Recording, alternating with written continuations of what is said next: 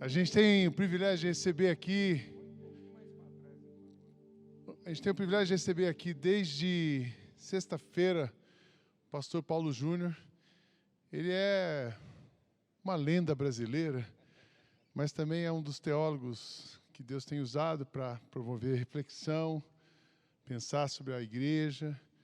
Ele é o fundador da Igreja Sal da Terra, Aliança de Igrejas Sal da Terra. São mais de 100 igrejas hoje no Brasil. Está conosco desde sexta e Deus tem usado a vida dele para mexer com a gente aqui. Muito respeitado, amado por nós. Eu queria que você desse uma salva de palmas e recebesse nessa manhã de Deus através da vida do Paulo. Amém. Tem coisas que o povo diz assim, né? Essa cadeira está à altura, né? Mas no caso não é isso. Essa cadeira está à largura, né?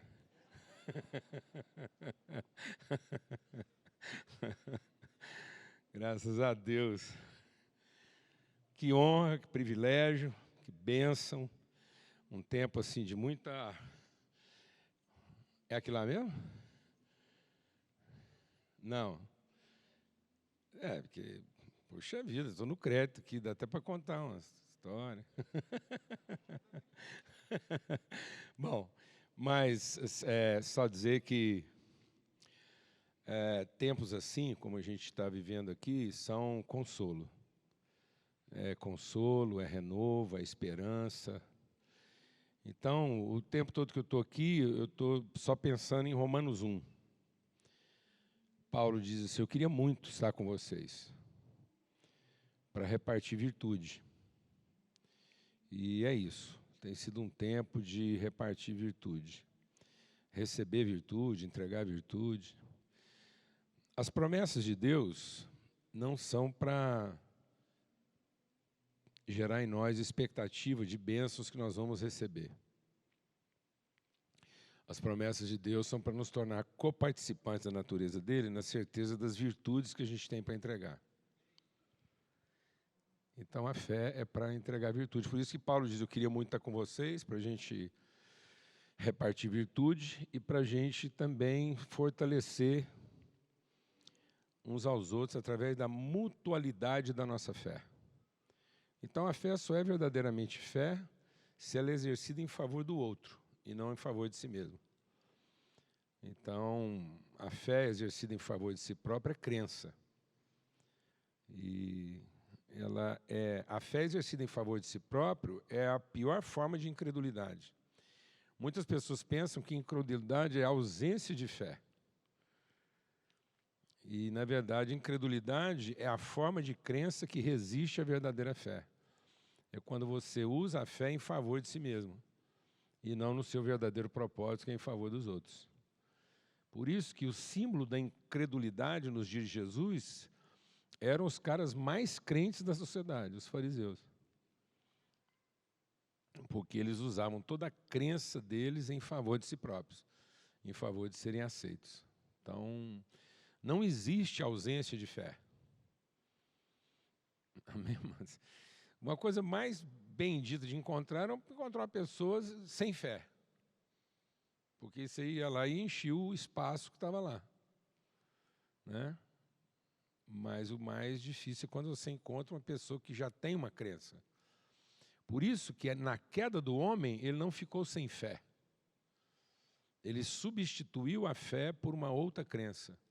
Tanto que Deus pergunta para ele, quem te fez saber que você estava nu? Quem mudou a sua fé?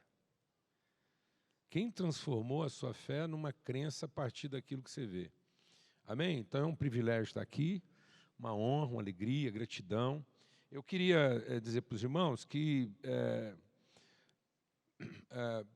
através do testemunho assim, de alguns irmãos, né, que sempre estão empenhados nesse sentido, a gente publicou alguma literatura. Então, quando o Sidney fala lá sobre aquilo que é o Ministério Sal da Terra, que não é uma denominação, é muito mais um movimento ministerial. O Sal da Terra é uma plataforma ministerial de suporte, né, de encorajamento, de incremento, de potencialização de igrejas. Então, e aí a gente escreveu uma literatura sobre isso, que não é institucional, não é dogmática, não é doutrinária, Então, você não vai encontrar aqui propostas doutrinárias, é muito mais o testemunho daquilo que é a nossa carta de princípios e valores, aquilo que a gente está acordado em termos de identidade, natureza e propósito.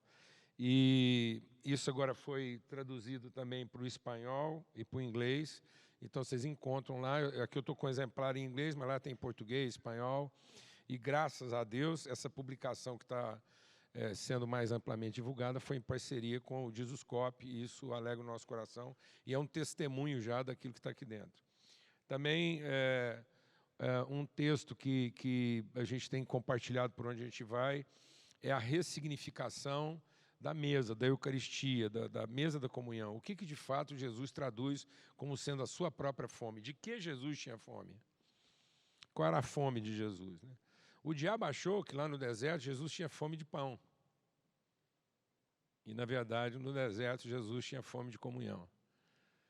Então, ele traduz isso quando ele se encontra com seus discípulos e diz: tenho desejado ardentemente comer convosco esse pão. Então, a comida de Jesus não era pão, era convosco. Então, o que alimentava Jesus era o convosco, não era o pão. Então, a gente faz uma reflexão nesse sentido. Aqui também está em inglês, mas lá tem espanhol e português. E, por ocasião assim, daquilo que tem sido o desafio do Brasil, aqui está uma breve reflexão sobre o que seria o verdadeiro sentido de república, né, como lugar de comunidade, como lugar de justiça, lugar de equidade, lugar de adoção, lugar de pluralidade. Então, lembrando um pouco da figura das repúblicas estudantis, que talvez seriam o que melhor traduzisse de maneira prática e orgânica o que poderia ser uma república, uma casa de moradores multiculturais, onde todos se responsabilizam e exercem tudo com justiça.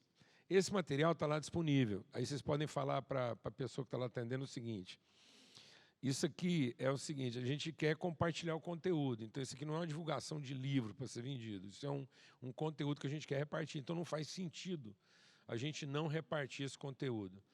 Então, você fica à vontade, se você chegar lá, se você não tiver o recurso, ou se você tiver o que você tiver lá e quiser contribuir na divulgação desse recurso, você fica à vontade. Então, você não fique sem o conteúdo por conta do recurso. Mas se você também tiver recurso para que esse conteúdo chegue a mais pessoas, você também faça isso. Então, isso não é um preço. Você chega lá e fala: eu quero contribuir com tanto e entregar para mais gente. Ou você diz: olha, eu tenho uma moeda. Mas se você tiver uma moeda de 50 centavos e isso pudesse ser sua contribuição, faça isso.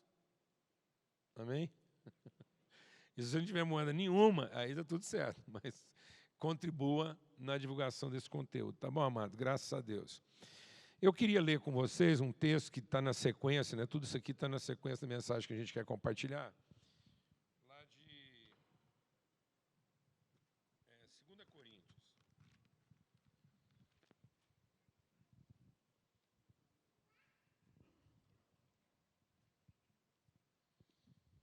Eu citei aqui para vocês o texto de Romanos, né? Que eu quero estar com vocês para repartir virtude e para também fortalecermos uns aos outros no exercício da fé. Nesse contexto, o que Paulo está dizendo aqui em 2 Coríntios, no capítulo 1, diz assim,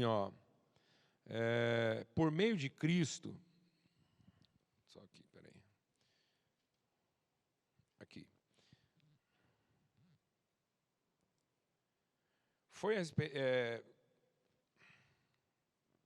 Pronto. Pois, assim, agora o versículo 20. Pois todas as promessas de Deus se cumpriram em Cristo, com um alto e claro sim. Então, em Cristo nós temos o sim. E por meio de Cristo confirmamos isso, de modo que o nosso amém se eleva a Deus para a sua glória. Então, em Cristo nós temos o sim, e na comunhão de Cristo nós temos o amém para a glória de Deus. Nós acabamos de ouvir uma canção aqui que é um desafio para o nosso entendimento. Porque dependendo do jeito que a gente interpreta isso, nós podemos estar indo no sentido totalmente oposto do que de fato isso significa. E é isso que muitas vezes o diabo quer fazer na nossa vida. ele não muda a estrutura nem a forma daquilo que está sendo dito. Ele apenas inverte o sentido daquilo que está sendo dito no nosso entendimento. Amém? Então é aí que se forma o sofisma. Onde que se forma o sofisma? O sofisma é uma realidade, é real, é factível, é tangível, mas não é necessariamente a expressão da verdade. Então o sofisma é tudo aquilo que tem forma, aparência, estrutura. Ou seja, o sofisma é uma atividade que não cumpre o seu propósito, apesar de ser uma atividade. Então não existe nada mais sofismático do que o certo que não tem compromisso com o que é bom. Então o diabo nunca vai tentar você a um errado. Eu duvido muito que o diabo está criando igrejas satânicas.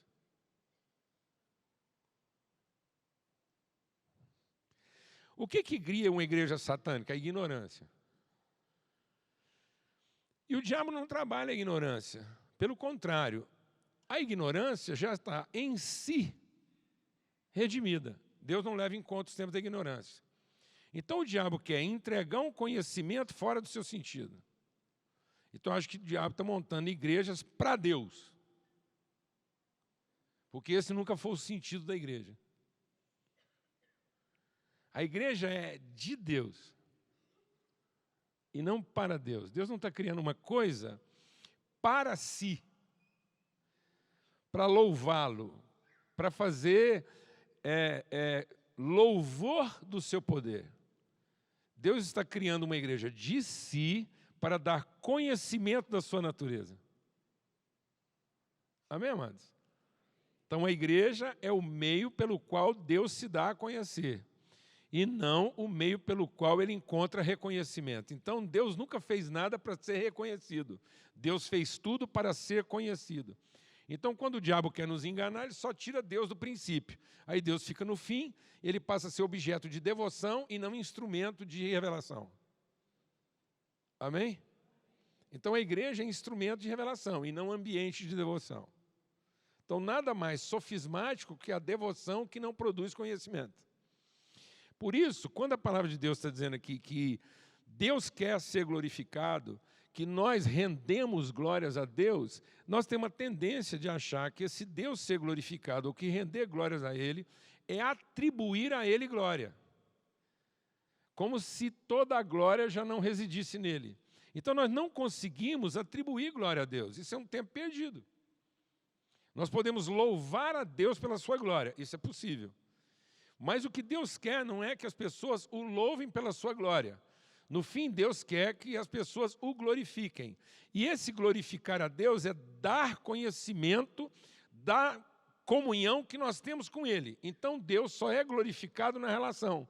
Então, glorificar a Deus é encarnar a glória que Deus tem, manifestando as suas virtudes.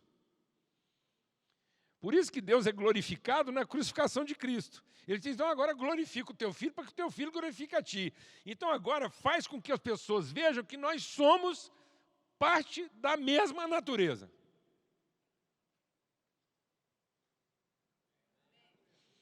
Então Deus é glorificado na relação na medida em que a sua natureza é revelada e as suas virtudes são manifestas. Então, glorificar a Deus, render glória a Deus é se render à vontade de Deus de ser conhecido através da qualidade das nossas relações.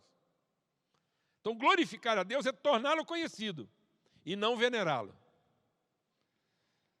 Não há glória de Deus na veneração. O diabo se ajoelha e venera, mas não glorifica.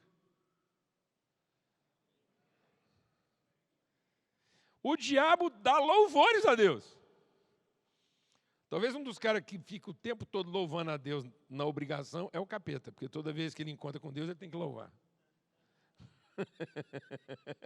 Mas nunca vai conseguir o quê? Glorificar. Porque ele nunca vai representar de maneira encarnada a glória de Deus. Então a glória de Deus só é possível na comunhão. E aí, feito isso, eu quero ler com vocês o texto que eu quero glorificar a Deus entre os irmãos. E é a palavra que Deus colocou no meu coração para ser uma expressão profética na vida dessa igreja e para devolver para essa comunidade tudo aquilo que a gente tem recebido de vocês, aquilo que o Brasil recebe de vocês e aquilo que Deus ainda quer continuar gerando através de vocês. Então, nessa manhã, de maneira agora bem breve, uma vez que eu compartilhei com vocês aqui o teor do nosso testemunho, eu quero dizer assim, eu quero ser um amém ao sim que Deus já entregou a vocês. Então vocês carregam um sim, e Deus me trouxe lá apenas para dizer, como tantos outros já fizeram, que o sim de vocês seja. Porque às vezes quando a gente mesmo proclama o nosso próprio sim, isso é uma proclamação. Mas é preciso que outro, de um outro contexto, uma outra realidade, diga que esse sim seja, para que essa verdade seja cada vez mais estabelecida. Então, como engenheiro, é como se eu fosse um batistaca aqui, batendo na cabeça de vocês, reafirmando aquilo que vocês já sabem, para que vocês possam afundar ainda um pouco mais e estar cada vez mais firmados no alicerce sobre o qual Deus os colocou. Então, é um reforço, é um exercício mútuo de fé, é uma partilha de virtude para que cada vez mais a glória de Deus seja manifesta, para que a vida de vocês, de fato, glorifiquem. Então, a palavra de Deus diz que quando dois concordam a respeito de uma mesma coisa, essa coisa é estabelecida.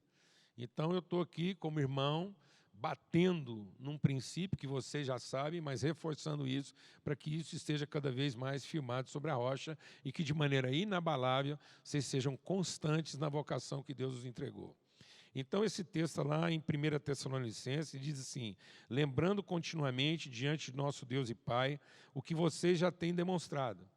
Então, eu estou só assim trazendo à lembrança o que já está efetivamente demonstrado. Há um sim de Deus. 1 Tessalonicenses, capítulo 1, verso 3. E o que vocês têm demonstrado? O trabalho que resulta da sua fé, o esforço motivado pelo seu amor e a perseverança proveniente da esperança em nosso Senhor Jesus Cristo. Amém? Então, eu quero ser um testemunho de amém. A respeito do sacrifício, do esforço do vosso amor.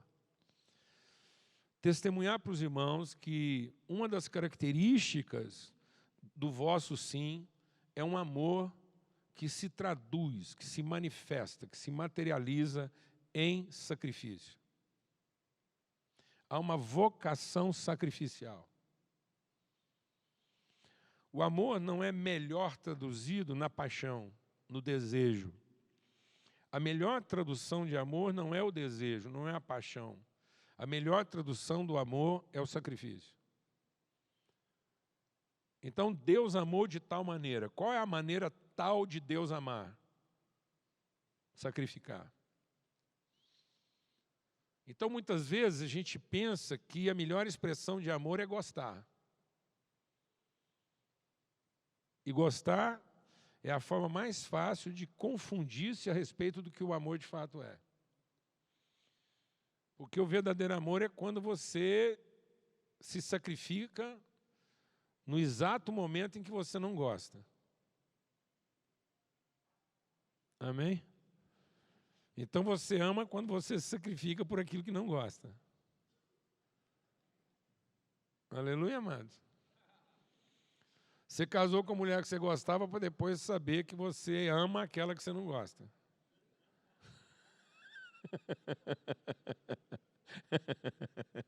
Amém?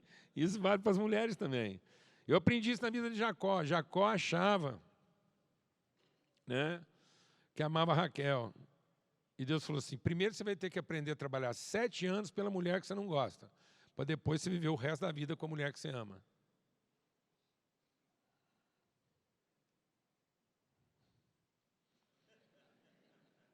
Amém, amados? Tá vendo? Então a gente tem que aprender a oferecer sacrifício em favor daquilo que não é nosso prazer, não é nosso interesse, porque senão não é amor. Então, amor não tem nada a ver com a nossa necessidade. Né? Eu aprendi, eu acho que muita gente aqui aprendeu, os crentes mais históricos, e aprenderam. Existe o amor eros, existe o amor filéu e existe o amor ágape. Não, mas não existe amor eros, não existe amor filéu e não existe amor ágape. Eros é erotismo, é desejo. Isso não é amor. Senão a minhoca amava. A formiga amava. Formiga ama açúcar? Não, mas isso é um impulso, isso é instintivo, isso é erotismo, isso é a necessidade de ser satisfeito. Filéu não é amor. Filéu é fraternidade. E a fraternidade se forma a partir de um interesse em comum. Então, às vezes, eu sou uma pessoa fraterna.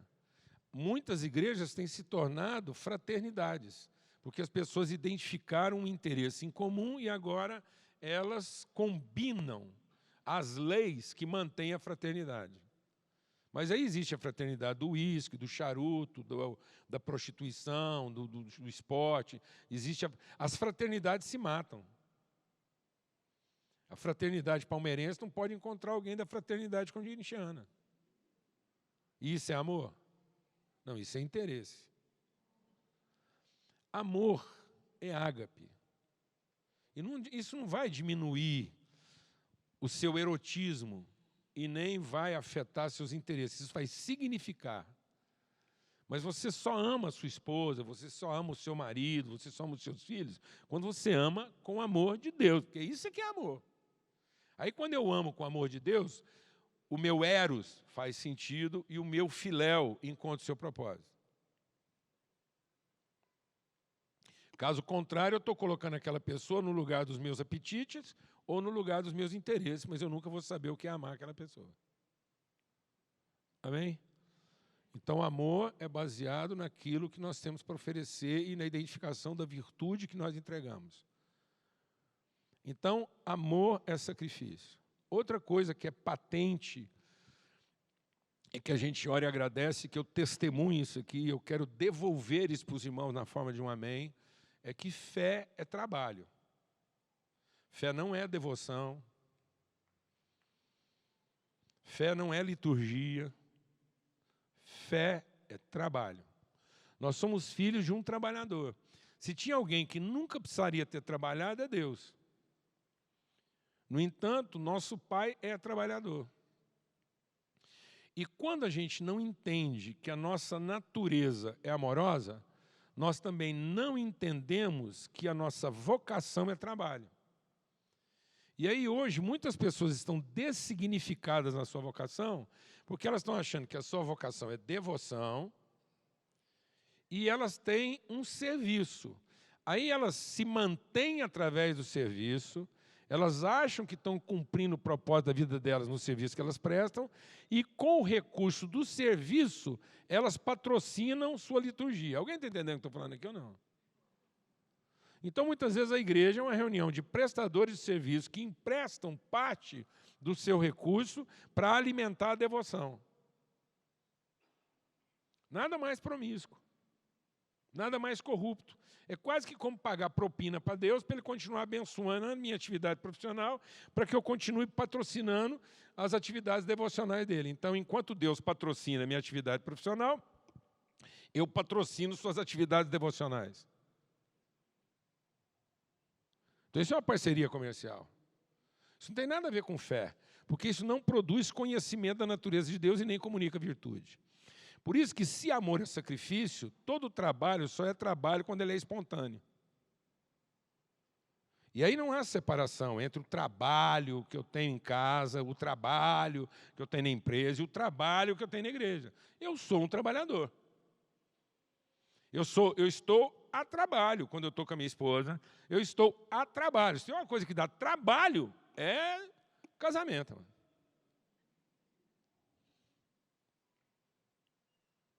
Família. Você quer ver uma coisa que está acabando com a vida das pessoas? É que elas acham que trabalho cansa. Não, trabalho não cansa. Trabalho dá sono. Porque você entregou virtude, aí você fica com sono.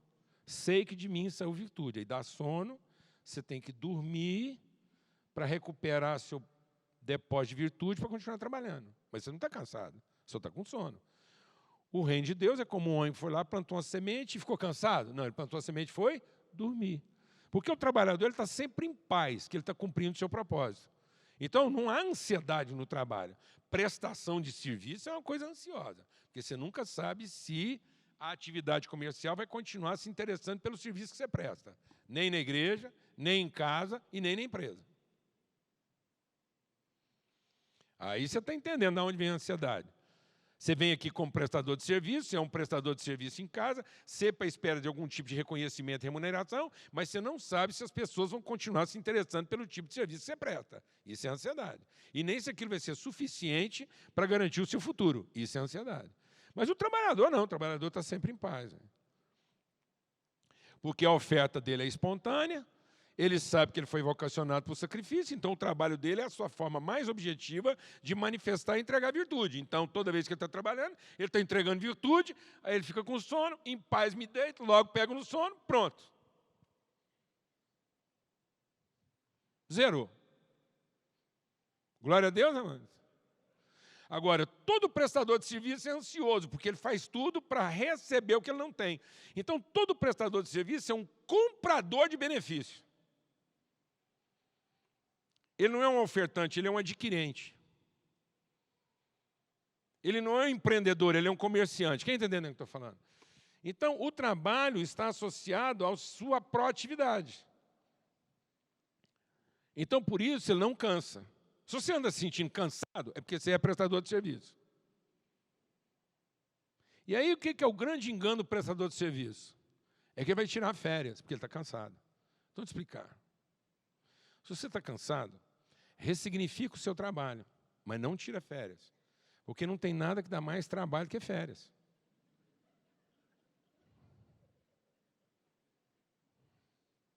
Férias é uma atividade que você não controla num ambiente que você não conhece, com variáveis que você não tem expertise. Então, você tira férias, você programou, chove. Aí, seus filhos ficam tudo olhando para você como se você fosse a divindade. E você se comporta como divino. Você ainda fica sentindo a culpa de ter levado eles para um lugar para tomar sol e agora está chovendo. Amado, fala uma coisa, sai dessa. Férias é trabalho. Porque quando Deus entrou no seu descanso, Ele não tirou férias. Ele se preparou para empreender um outro trabalho. Então, o descanso é a certeza de um trabalho concluído para que você possa continuar trabalhando. Então, ninguém consegue ter descanso se não tiver certeza de que concluiu o trabalho. Então, qual foi a última palavra que nós escutamos na sexta-feira? Qual foi a última palavra que nós ouvimos de Jesus na sexta-feira? Está consumado. Aí ele entrou no descanso. Aí você pode dormir, está consumado. Glória a Deus. Isso está tão sério, você está achando que... Eu estou te falando isso porque é para que essa comunidade continue trabalhando por conta da sua fé. E aí é o seguinte, isso está tão grave que nós emendamos o domingo no final de semana. Então o domingo passou a ser uma extensão de uma semana mal concluída.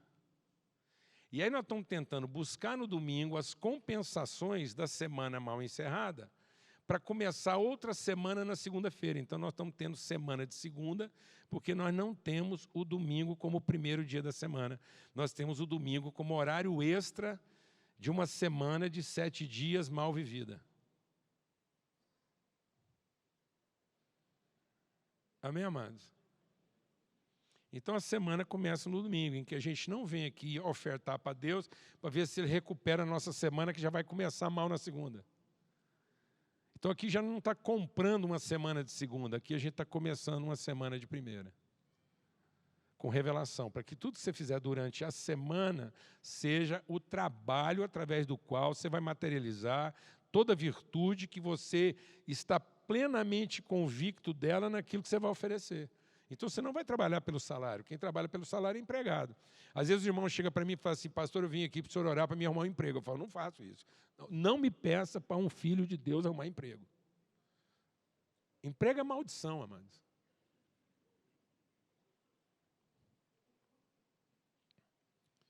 Emprego é maldição. Trabalho é bênção.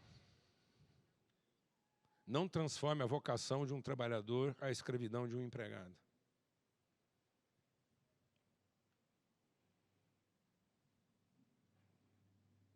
E vou dizer uma coisa para você. Falta emprego, mas não falta trabalho. Deus não pediu para a gente procurar emprego. Deus pediu para a gente identificar trabalhadores. Então eu quero profetizar sobre essa congregação. Que o amor de vocês está traduzido em sacrifício. E a fé de vocês está revelada em trabalho. Amém? Vocês são trabalhadores o tempo todo. Dormir é uma forma de trabalho. Amém? Glória a Deus. Porque Deus descansou e Jesus disse que Ele trabalha até hoje. Então Ele está descansando ou está trabalhando? Deus está sempre trabalhando. Inclusive o seu descanso. Então, se a gente não aprender a trabalhar o descanso, a gente vai se tornar prestador de serviço. E por último, a perseverança, a disposição, o empenho da vossa esperança. Então eu quero profetizar essas palavras sobre a vida dessa igreja, que é o sim de vocês, mas eu quero ser o amém. O amor traduzido em sacrifício, a fé revelada em trabalho e a esperança manifesta em constância. Esperança não é quem está à espera. Esperança é o movimento de quem tem certeza. Então, quem tem esperança não está à espera. Quem tem esperança avança como quem tem certeza. Não retrocede, não recua, não desiste, não olha para trás. Amém? Isso é esperança. Se você ainda está à espera, confesse o seu pecado de expectativa e assuma a sua vocação de esperança. Quem está à espera está movido de expectativa, está buscando garantias, está combinando prazo e preço. Quem tem esperança, avança. E nós não somos daqueles que retrocedem. Nós estamos sempre avançando como quem tem esperança. A gente não desiste, a gente não se ressente, a gente não desanima. Amém, amados? A gente não se irrita. Deixa o Espírito de Deus ministrar o seu coração. Não são as pessoas que irritam você. E você não está amargurado a partir de um errado que o outro fez. A gente se irrita a partir da frustração de uma expectativa que a gente tinha do que o outro faria. E a gente se amargura a partir da não compensação do certo que a gente fez. Então ninguém é causa da sua amargura, senão a sua cobiça. Amém, amados? Ninguém é causa da sua frustração, senão a sua presunção. A partir da minha presunção na compensação de uma carência, eu gero expectativas, em vez de assumir responsabilidades. A esperança é responsável, ela não se ressente, ela não se irrita, ela não se amargura, ela tem o coração sempre limpo e em paz, para que ela possa continuar trabalhando para manifestar o sacrifício do seu amor, para que o seu amor não seja holocausto, para que ela não se vitimize do amor que ela declara, mas que ela traduza esse amor que ela declara num sacrifício espontâneo que alimenta o seu compromisso incansável de trabalho, e isso num processo continuado de esperança, onde não há retrocesso. Em nome de Cristo Jesus, a minha oração é que essa palavra renove o ânimo de vocês, que eu possa, nessa manhã, estar sendo um amém ao sim que Deus já colocou para a glória de Deus nesse lugar. Amém? Em nome de Cristo Jesus.